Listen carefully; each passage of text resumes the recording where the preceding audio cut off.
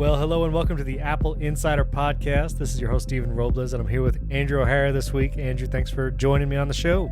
Of course. And it's exciting. We got some new Apple products unveiled this week. Well, unveiled sounds kind of ceremonious, but they were released via press release and advertisements and all that. But we have a new iPhone SE, and it's just called the SE, the 2020 version.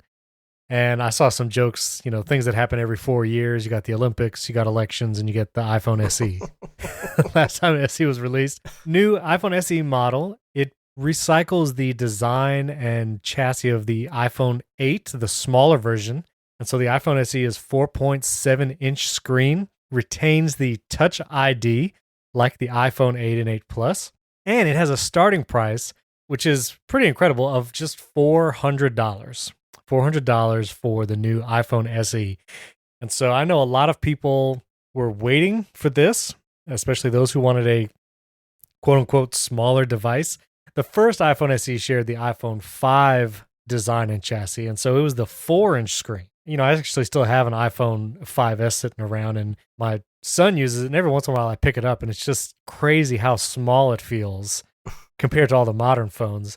And so this SE is not that small. It is the size of a normal iPhone 8. It's a 4.7-inch screen again, but people like it. People like Touch ID. And so this is another chance to get it. I don't know. Andrew, does this excite you at all? Would you recommend this to anybody that you know? It just depends on what you're looking for and what your priorities are. You're losing out on Face ID, the better True Depth camera system, and you're losing out on the better rear cameras, notably the ultra wide and the tele-lens. But at the same time, it does have portrait mode on both cameras, and it has 4K video at 60 frames per second, which is kind of crazy. A lot of the other competitors aren't there, but I think the biggest deal is probably the fact that it's got that A13 Bionic processor in there. That's right. It's the same one used on the 11 Pros, the 11, all of those phones. Apple didn't put down like a step-down processor or like the last year's processor. I guess technically it's last year's processor, but like they did in the new iPad Pro. Is that what you're about to say? Yeah, exactly. I mean, something not like that. But the point is, they're not using an older processor. So if you pick up this phone, you're getting an iPhone that's going to work for years, and it's going to get continuous updates for years. Yeah. That is the big thing. Apple keeps those phones running for a long time. And the fact that it's running the A13 Bionic processor, the same thing that the iPhone 11 Pros are using, that thing is going to be able to be, functional, barring a battery replacement or so after a few years. But it's going to be able to work and get software updates and new features for at least 5 or so years. Like, that's a good lifespan for a $400 phone. So not only is it a budget phone at this point, but it's got that incredible lifespan, and Apple did not skimp on the power on the inside. So I think that's going to be what's most important when you're shopping for a budget phone. Do you want to you're already compromising by getting a step-down phone, but do you want to compromise again and get a phone that's only going to last a couple of years, or do you want one that's going to last for quite a while? I think it's a big deal. It's also going to be worth a lot more in a couple of years too, compared to, Android counterparts. Right. Very true. And, I listened to Joanna Stern. She's over at the Wall Street Journal. She does the, technology column and videos. And she says she has a lot of her readers that really were waiting for a new Touch ID phone. There's a large swath of people, especially people over a certain age, that either just don't like Face ID. It's interesting, too, with this Touch ID because there's been news about masks. If you start wearing masks now because of coronavirus, that Face ID doesn't recognize you. And I actually experienced that really for the first time last week, where I went grocery shopping and I was like, okay, we need to start wearing masks now. And so I wore the mask, and the first time I tried to unlock my iPhone, I was like, this is really inconvenient. And, I have an alphanumeric password on my iPhone. I don't do just numbers. I do kind of a lengthy, letters, numbers, and all that, just to be secure. And you never really feel that friction of entering a long password because Face ID always works. And man, it was really annoying. You know what? Security can be annoying sometimes, though, because guess what? Touch ID was a pain in the butt for years anytime you went outside and had gloves on, or anytime your hands were wet. And that was between, half-year-long winters or just, washing your hands or anything on your hands. And I've had glue on my hands, dust on my hands, working in the wood shop or something. And I do not have... Touch ID was just a pain in the butt. So if we have to deal with, this right now during the pandemic.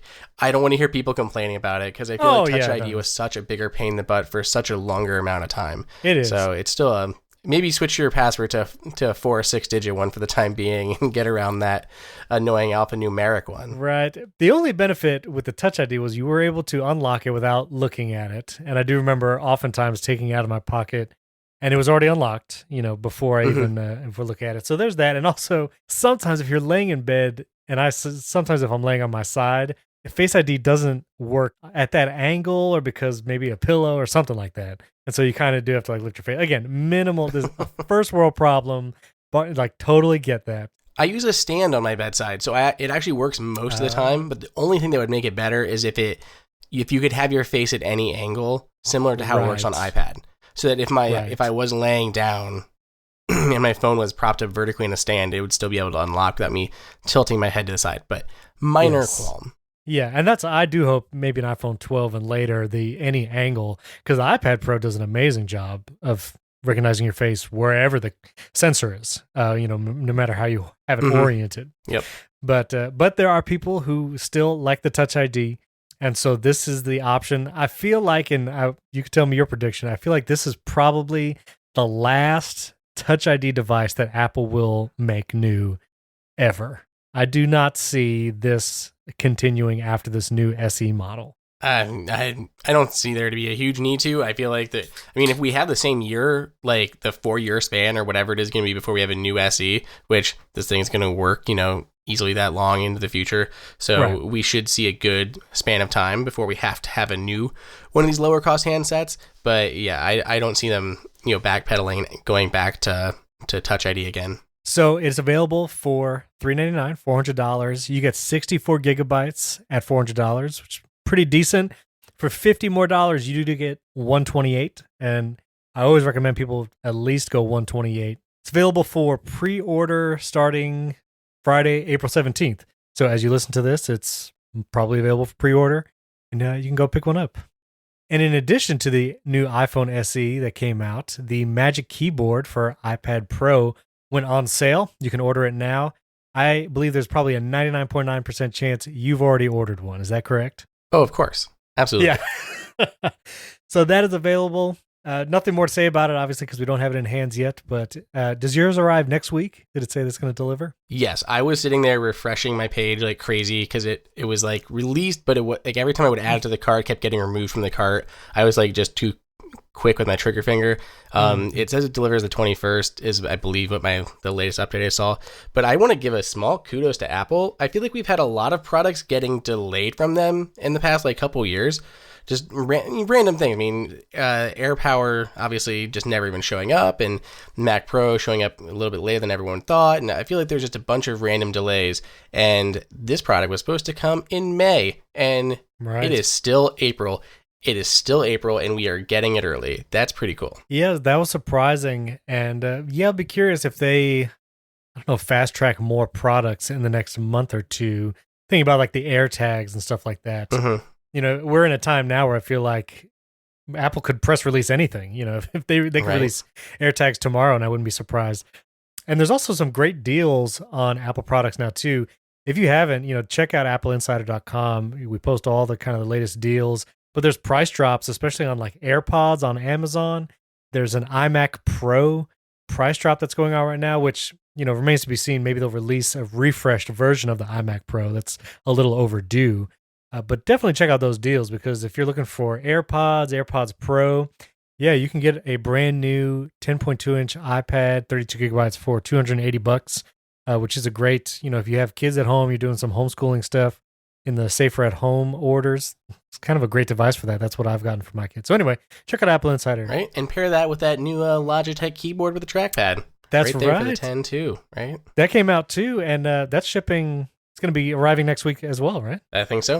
All right, well, I wanted to touch on this COVID-19 tracking, and this is a team up with Apple and Google, and they are coming together to work on what they call contact tracing. And this will be an API that they're developing for app developers to use in their applications and also trying to integrate it at the system level as well, so it doesn't require a special app. But this idea of contact tracing is that they're going to be using Bluetooth to keep track of who you are coming into close contact with, into close proximity, and it will be keeping this like running contact list.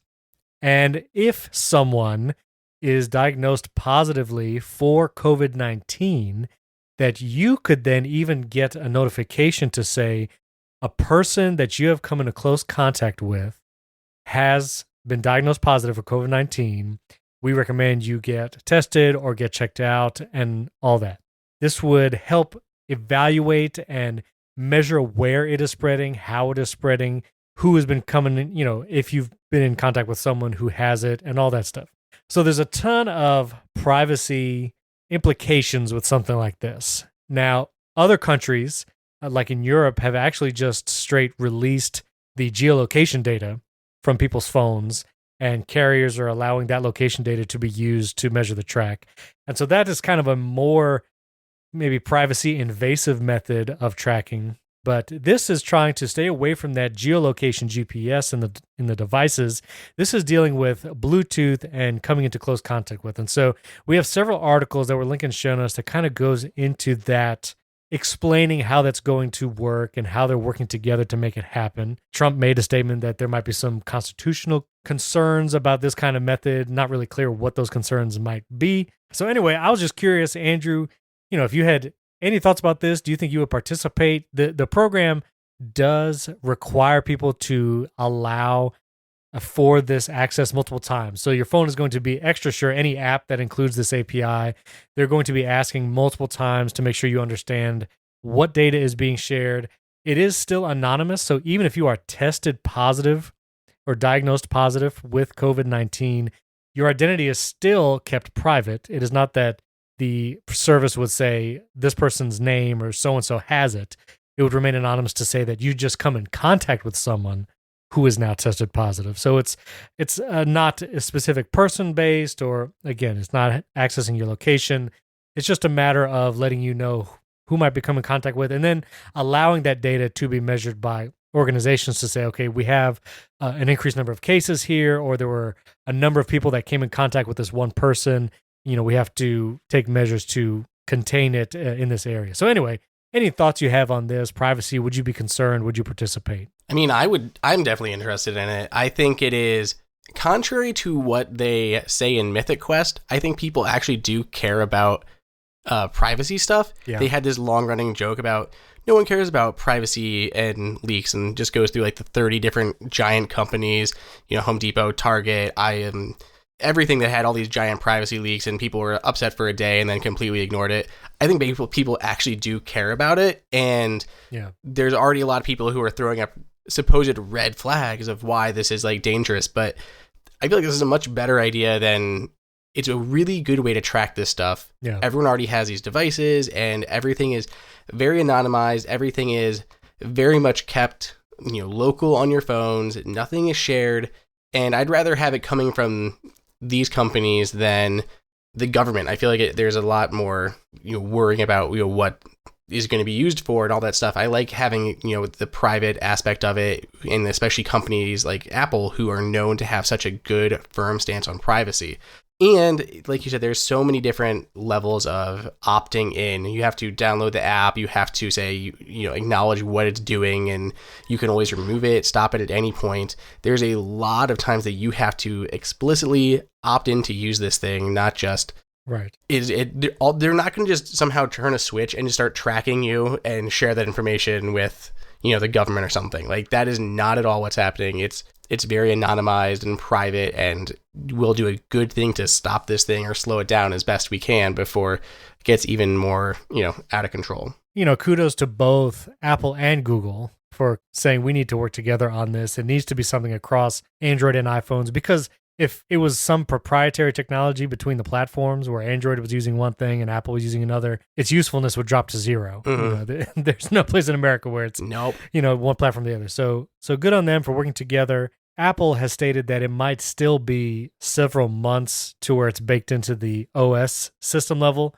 Remains to be seen how useful it would be at that point. But something like this, the idea of it ongoing and for the future would be extremely useful. If there's ever, hopefully not, but if there's another a pandemic or something that spreads easily, again, we've had multiple in the past, Ebola, SARS, MRSA, all those things, that if it could be tracked this way, how much quicker it could be contained and how much more awareness people could have, and just being careful to also know if they're at risk. Again, with the 2-week incubation period, especially with COVID-19, you could become in contact with someone, be asymptomatic for 2 weeks and not even realize that you might need to get tested. And this could accelerate that process where people be prompted to get tested sooner and not walking around for a week or week and a half infecting other people. So kudos to them. Again, watch AppleInsider.com for news on this and what might be coming out in the near future. This episode is brought to you by ExpressVPN. Being stuck at home these days, you probably don't think much about internet privacy on your own home network. Fire up incognito mode on your browser and no one can see what you're doing, right? Wrong. Even in incognito mode, your online activity can still be traced. Even if you clear your browsing history, your internet service provider can still see every single website you've ever visited. That's why, even when I'm at home, I never go online without using ExpressVPN. ExpressVPN makes sure your ISP, whether that's Spectrum or Frontier, maybe it's Comcast, can't see what sites you visit. Instead, your internet connection is rerouted through ExpressVPN secure servers. Each ExpressVPN server has an IP address that's shared among thousands of users. That means everything you do is anonymized and can't be traced back to you. ExpressVPN also encrypts 100% of your data with best-in-class encryption, so your information is always protected. Use the internet with confidence from your computer, tablet, or smartphone. ExpressVPN has you covered on every device. Simply tap one button and you're protected. I use it on my iPhone, my iPad, and my Mac, and it's super easy to connect with just a click of a button. It's the fastest and most trusted VPN on the market. It's rated #1 by CNET, Wired, The Verge, and many more. So protect your online activity today with the VPN that I trust to secure my privacy. Visit our link at expressvpn.com/AppleInsider, and you can get an extra 3 months free on a 1-year package. That's expressvpn.com/AppleInsider. expressvpn.com/AppleInsider to learn more and get 3 months free on a 1-year package. Our thanks to ExpressVPN for supporting Apple Insider. Well, last week, William and I kind of had a random tangent before talking about Zoom, and we just mentioned quickly some of our favorite Mac utilities. And as I was thinking about it afterwards, I was like, this really deserves kind of a staple spot in the podcast, and would also love to hear from you listeners. Some of you already commented and sent in some ideas. First of all, this will not be the last time we do it, and I'd love to do a spot next week where we hear even more recommendations from you, our listeners. So if you have some Mac utilities that you love, that you just find invaluable, that you just can't live without, we would love to hear what those are and include it and add it to this list. And also just let everyone know what everyone's using and what they might find useful. There's so many utilities for Mac available out there. And some of them, again, I had never even heard of that we got submitted in the forums and in the comments for the podcast post. So we have our list here, Andrew, and I don't know how to distinguish an app from a utility sometimes. I don't know. That's what I wanted. I don't know. I don't know where that falls in the barrier. Yeah, because I saw your list, and I was like, well, because I use things, Rogue Amoeba has some great apps for audio, and like I'm using Audio Hijack right now to record our call, and there's so many other powerful things you can do. But I guess it's more of an app, not so much a utility. Does it have to live in the menu bar to be considered a utility? I don't know. No, it does not have to be in the menu bar to be a utility. Sure. No. But I don't know. I guess I think of utilities as those applications, programs that more work in the background, or that maybe are not, something that you have open in a window on your screen all the time, but it's just kind of those things. But I say we just run down some of our lists. Maybe we could do 2 or 3 at a time, go back and forth, and we'll let our listeners decide if we went off the rails. I want to start off with one that I had not heard of. Listener Jeff commented in the podcast post. He mentioned Default Folder X. which is, again, not something I'd heard of. I've not had a chance to try it personally, but it is a utility that works to give you many more options in your Finder management. It looks like it adds some really great convenient features. And so shout out to Jeff. Thank you for that recommendation. I'm going to check it out and actually try and use it. But that's Default Folder X. There'll be links to all of these in show notes. And I'll mention two more quickly, and I'll throw it to you, Andrew. Text Expander, which I said and mentioned last week, but I wanted to just tell people, if you do not know what Text Expander is, it is an extremely useful tool that allows you to create just a few letter shortcuts, your choosing, customizable. It will then make that shortcut into whatever longer thing that you want. So for instance, if I want to type my email address in a field, if I'm in Safari, it might autofill, but sometimes it doesn't. And so I have a shortcut in Text Expander.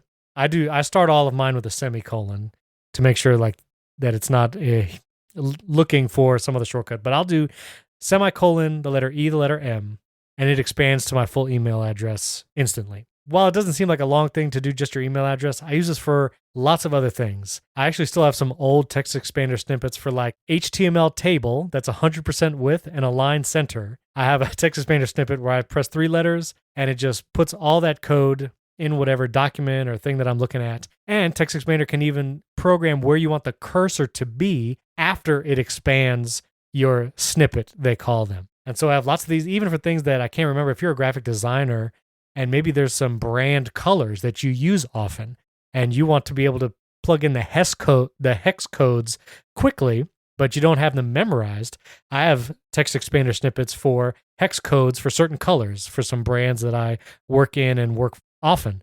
And so I'll do a semicolon and the letter B for blue and maybe a couple other things, and it has the hex code pop up immediately. Easy things for me to remember. So if you've never checked it out, look at Text Expander. It's a great utility. I use it all the time. And my third one, and I'll throw it to you. Obviously, we talked about clipboard managers last week, and I want to mention the two again. Copied, which is a great app on iOS and Mac. It syncs your clipboard. It can save hundreds of previous copied clips. And if you've never used a clipboard manager, I highly recommend that you try it. It is extremely useful. And so you have copied, and then you also have copy clip. They basically do the same thing. It's just your preference. If you want to try and do it from iOS and Mac, check out that copied app, and it will sync your clipboard. So, all right, Andrew, give me some of yours. Okay, so my first one up is Daisy Disk. I used to use Disk Inventory X, and that's been around for a really long time, and I initially didn't like Daisy Disk as much, but I've gotten very used to it. I deal with a ton of media doing all the video stuff, and a lot of times I'll have scratch disks, or I'll just be throwing files into folders or something temporarily and moving stuff around or testing exports, all this different stuff, and it gets away from me occasionally, and I'll have just piles of stuff everywhere. So I like being able to just use Daisy Disk and pop it up and see where all my storage is on my disk and being able to remove things if I need to. So when I have like scratch stuff there that I forgot about that's eating up 50 gigs of storage, I can easily just go ahead and knock that out of there. So Daisy Disk is a really easy utility for that. I use Squash a lot. Super easy little utility. I just drop a image onto there. So I get how much PR images coming in. And if I'm exporting stuff, if I'm creating graphics, I can go ahead and export and compress and do what I need to do right out of Affinity Photo or from Pixelmator Photo. Fine. But when I'm getting PR stuff in, it may not be optimized or anything like that. So I can just go ahead and drop stuff into Squash. It'll compress it down for me. It'll also remove or convert PNGs to JPEGs if I want them to, or I can just keep them as PNGs. But that's a nice little utility to have around. And then I like deliveries a whole lot. Obviously, I have a lot of stuff coming in for review, going out. I just like keeping track of everything. Deliveries is like borderline app versus utility, but I still count this as a utility because you can pretty much use it without ever having to look at the actual app interface, because it does tie into the services menu. So if I get, someone sends me an email and I can just right click on that tracking number and hit add to deliveries, and it'll have a nice little pop up, give it a name if I want to. Boom, it's added, and then I'll have notifications coming in every day or every time that the status is updated on those. Of course, it also syncs across to your iPhone and iPad, so it's really easy to keep track of all that stuff. So deliveries, that is my third one on my list. I'm a huge fan of deliveries too. I use it on my Mac, iPhone, love it. Every time I think about trying another package tracking app, I'll try it for a day and I'm like, no, still deliveries. I know, and there's ones that are automated that are nice that like scan your emails for like, but my problem is sometimes I don't even have people telling me that stuff is coming. So that's why I have to use like the carrier apps like from USPS, UPS, FedEx, DHL to see when labels are created en route, because sometimes I'll just have no idea something's coming. I'm like, oh, okay, well, that happens. So yeah, deliveries and carrier apps. 2 quick words. Real Mac software makes the Squash 2. I did not know about Squash 2, but I believe they also make Rapid Weaver, which is a website building. And before the heyday of Squarespace, I'm all about Squarespace now for my clients and such. But Rapid Weaver was a great app. It looks like it's still around. And so just shout out to Real Mac software because they make some cool stuff. Oh, the other thing too is with resizing images, back to Text Expander, I actually have a snippet that you can put in Terminal. And so if you open Terminal on your Mac and you put in this snippet, I'll even put it in show notes if you want to try it. It will actually take whatever JPEGs or PNGs that are on your desktop, and you can tell it to look at whatever folder you want, but it will automatically resize all of them with a max width of whatever you set, like 1200. This application is obviously a nicer graphical way and has more powerful options and change formats, but it's pretty amazing what the terminal can just do on its own if you can find the right snippets and you know how to program that. So, well, I have one above you on that one. Oh boy. In Pick a Mac update, I don't remember which one it was, if it was Mojave or before that, they added that little, what do you call those things? Those little quick actions inside of Finder. Oh, that's right. Yeah, you can program those, customize those. Right. I have built-in one, so I can select a bunch of images, and they'll immediately give me that option there, and I can just run that resize right from within Finder window. No copying snippets into Terminal. Right. Boom. All right, fair enough. That's a pretty good option, too. All right, well, let me give you 3 quickly. We mentioned Keyboard Maestro last week. Again, definitely check it out. It has a clipboard manager as well, but if you're into automation, and again, like for instance, let's say you have a series of things that you do when you record a podcast, which is something that I do every week. And so there's specific apps that you need open, maybe some other apps that you like to close, maybe messages and email while you're recording. You can actually program Keyboard Maestro to do all those things. Quit this app, start this app, put this window here on screen so you can actually arrange how the windows are and what size they are on your screen. Keyboard Maestro can automate all of that. So you do one key command, one keyboard shortcut, and it will do all those steps to get ready for whatever project you're about to do. Maybe it's you want to open Adobe Premiere or Final Cut and this and that and close these other things. Keyboard Maestro does all that automation. I want to mention Plex. Plex is kind of a utility, kind of a service, but it's basically if you want to have a good way to store video files. Maybe they're movies that you've ripped. Maybe they're just, videos you've downloaded off the internet, and you want to be able to play those on your Apple TV and on your devices. Plex is software that can run on a Mac at your home, and it creates this great user interface on your devices where you can browse, scroll, and play those videos on your other devices. And so it's basically creating your own home media server. It's just a great service. So you check out Plex. And one other random one, I believe this is still in the App Store. It's called Tooth Fairy. Tooth Fairy.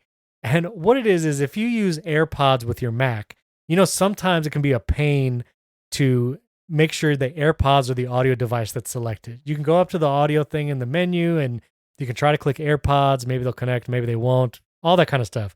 Well, Tooth Fairy is a very simple application. And what it does is it puts a little icon in your menu bar.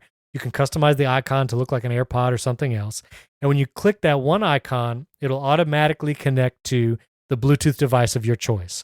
And so if you want to program it to connect your AirPods Pro or your Beats X or whatever it is that you want it to connect to for audio, you can just click that one icon in the menu bar and it will automatically connect to that audio device and make it the input and output. So Tooth Fairy, check it out in the Mac App Store. I'll put a link in show notes as well. All right, give me 3 more. I've got iStat menus, the long standby. I use it for benchmarking a lot, just kind of keeping an eye on things. I also like using it just on my main Mac to watch for if my memory is getting eaten up or my internal SSD is maxing out. So it's a good way to keep an eye on those up there in my menu bar. Has a lot of other little benefits, but it's very much just kind of a good utility to see what your Mac is kind of doing and how it's performing. I'm a type 1 diabetic for anyone who's like followed my stuff for a while, but I've had that it's been in my family. Everyone got it as kids. So I am a type 1 diabetic, and I'm always monitoring my blood sugar, and I use the Dexcom G6 right now. It's really great. It syncs to my insulin pump to monitor me during the day. It shows up on my Apple Watch face so I can see my blood sugar there. But there's no real way to see it on my Mac. That is what SugarMate Glance does. SugarMate Glance. And it just adds another little menu bar utility, and it has my blood sugar in near real time just there on my screen. So it's always a good way to see it. I sometimes get just so involved in working on a project, I don't pay attention to it. Fortunately, my pump, maintains everything in the background. It has like a hybrid closed loop system that adjusts it up or down based on my current blood sugar, but I like keeping an eye on it and knowing it for myself. So really nice way to see that on your desktop if you're using the Dexcom system. Was that 3? No, that was 2. I'm not counting Bear. Bear is amazing, for the record, but I think that falls more under apps, but I put it on my list because I really like it. So Bear, It's great, but not a utility. Okay. Next utility is Paste. We talked a lot about the different clipboard managing apps. That's my one of choice. Makes it really easy. I just do Command-Shift-V, pulls up a nice huge list on the bottom of my screen with all of my different, my running clipboard across iOS and my Mac, but I also have it broken down into essentially different folders of whether links or addresses, or I have a ton of different AppleInsider stuff that I use all the time, such as different whether text values, HTML, tables, like all that stuff, I just have copied in here, ready to go. I just drag and put it into whatever I'm working on. So a real easy way to keep tabs on a lot of different images or code or just anything you need to remember. Really easy to pull those up and syncs with my mobile devices. Final one, because apparently utilities only count in the menu bar. No, don't quote me on that. I'm not saying that. That is quoted. It was recorded. Cutting it all out. My favorite one for managing the menu bar is Bartender. Use this for a while, especially if you're on a smaller screen. If you've got a 13-inch MacBook or a MacBook Air, your menu bar can get crowded, especially if you throw something in. Like literally, if you put in half of these things, you're putting up. In mine alone, I've got like Skype thing is going on up there. I got my blood sugars. I got a paste menu bar, 3 things from iStat menus. I got 1Password hanging up there. It gets crowded. Sometimes you don't need to see all of those. Bartender allows you to completely customize your menu bar. You can hide things, add things. You can put them into like an expanding menu. So there's literally like a ellipsis or whatever you want to make the symbol for it, but you can open it up and it's like a second level of your menu bar. So for things that you don't need to see all the time, like I don't need to see the paste icon up there in my menu bar, I can just hide that and it's gone. Cleans it up a little bit. Bartender, really, really a nice way to manage all of your menu bar utilities and icons. Very cool. Well, I'll do my last 3 quickly. This is more of an app, but bear with me. Oh, I see how it is. Here's the thing. Fantastical. It's the calendar app that I've used for a long time on all my devices. And they recently upgraded to a new version, which is actually a subscription model. And again, this is a great app and service. So I recommend, I do the subscription for my iOS devices. If you even do just the free version on your Mac, you can download it and use this part for free. You actually get the utility, in your menu bar where you can click the little calendar icon and you can see the month view quickly. And you also get like the agenda listing style of your upcoming events underneath that. It even gives you the weather for the next 3 days in that little agenda view of the apps. And so I just love Fantastical on all the devices. Even in free mode, you get to use that menu bar utility, but to use all the features, spring for that as the extra subscription service. I mean, it's well worth it. It's a great app. This app, I've not had a chance to try yet, but its usage alone made me want to include it in this list. Bar None is a free utility for the Mac, and it basically helps you avoid accidental touch bar taps. And if you have a touch bar MacBook Pro, you know exactly what I mean. I can't tell you how many times that I have accidentally changed the brightness or the volume or done something on the touch bar that I didn't intend. And so this little utility basically makes it so you can only interact with the touch bar if you press the FN key. And so it'll show like F1, F2 or whatever, or you can customize that. It eliminates any accidental presses, and you can have to hold this key to then touch the touch bar. That might be more convenient for you. You might find that frustrating, but I know for me, really don't use the touch bar a lot. And so I would love to not have accidental touches go there. So that is bar none. And my final one is actually William's recommendation from last week. Thank you, William, for recommending this. I tried it. I bought it. It's a great Mac utility, Hazel, which is available for Mac OS. It's little duster icon. Again, links to all these in show notes. But Hazel is a great like file and folder management app. But, I was asking for a way to delete Zoom and get rid of all the other files and application support files. And William had suggested this is what he does for his apps, and it works great. You install Hazel. It needs some extra permissions like full disk access to really have all of its features be taken advantage of. But I dragged Zoom application to the trash from my applications folder, and Hazel popped up saying, here's are all the other files that are associated with Zoom. Do you also want to delete these? And it'll just shuffle it all to trash. And it does so much more than that. It can watch certain folders for specific files and move them automatically. It can auto, clean up your downloads folder, files over a certain size. It can delete. You can program all these rules, and it is a great app. So thank you, William, for that recommendation. And I suggest it too. Check out Hazel from Noodlesoft, and there'll be links to all these in show notes. I'm looking at our list of apps here, and I feel like we should just mention SetApp. If you have not seen or heard of SetApp, it's basically like the Netflix for app subscriptions. You subscribe to SetApp, and you get access to a pile of apps that are included with it. And I know several of these I had before SetApp, but I subscribe to SetApp, and it gives me these, and I've found so many more applications. Like paring my list down to what I went through today was even difficult, but SetApp is a great little subscription for your Mac that just gives you a ton of apps for a very low price. So something to consider if you want to pick up a few of these. It might be worth just looking at SetApp in general. So that could be a really cool way to get some of these. I was very curious about SetApp. I had heard about it. You can it's a monthly subscription, and it will work on two different devices, two different Macs for $10 a month, or you can pay for a year at $9 a month. And so it's around $100 for an entire year. And you can get so many of the apps that we've talked about and so many more, like the iStat menus, the bartender, Squash, iFlix, Paste. Yes. Now they're doing things above board. Like this is like a good service. Oh, yeah. Like all the developers are in on this, like all good. Oh yeah. Every time basically they're looking at which apps are getting downloaded and then compensating developers based on, the apps that are being used and everything. So it's a great way for developers to get their apps out there and for more people to discover them, because it's literally like a second app store on your Mac. You open up SetApp, and it has like they have kind of like little blurbs about things, and you can jump into it, and it gives you like a little story about why you should check this one out. You can mark your favorites. There's ones that you've downloaded, and then all the different categories to go through for whatever you're looking for. So sometimes I'm like, oh, I wish I could do something like this. And I'm like, hold on, let me look in SetApp, and I'll put in like, color or something. And all of a sudden I'll have 3 different things that are able to help me with converting color codes or something, or getting a better screenshot. I love Camera Bag Pro, really nice editing app, fairly expensive on its own. Comes right here with SetApp. There's a ton. Rapid Weaver actually might be in here too. It is. I just saw it. Rapid Weaver, because I knew Squash was, and it's a real Mac. Yeah. Wow. So lots of cool stuff here. Clean Shot, great screenshot taking application. Lots of cool stuff. Man, and they even have things like MindNode and Ulysses. Tooth Fairy is in there. See? Wow. Okay.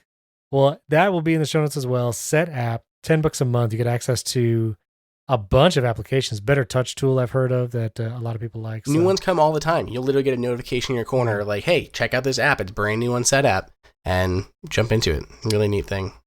Well, listeners, if we missed one of your favorites, or you have some suggestions that we didn't mention here on the show, or again, maybe we haven't even heard of it, comment on the post when it goes up. Let us know your favorite utilities. Also, tweet at us. Again, Twitter handles are in the show notes, Andrew and mine. And if you hashtag AI podcast, I think it's a great way where we can everyone can see all the tweets that are coming in, recommendations for utilities, questions, thoughts. We'd love to see them. So tweet at us and hashtag AI podcast, and we'll even add those utilities to next week's podcast episode and kind of keep this running list going so everyone can benefit from this. And again, we'd love to know your thoughts. If you could rate us a 5-star rating and comment in Apple Podcasts, we'd really appreciate it. And again, any other recommendations, questions you have for the show, we'd love to hear it. Thanks for joining us. We'll catch you next week.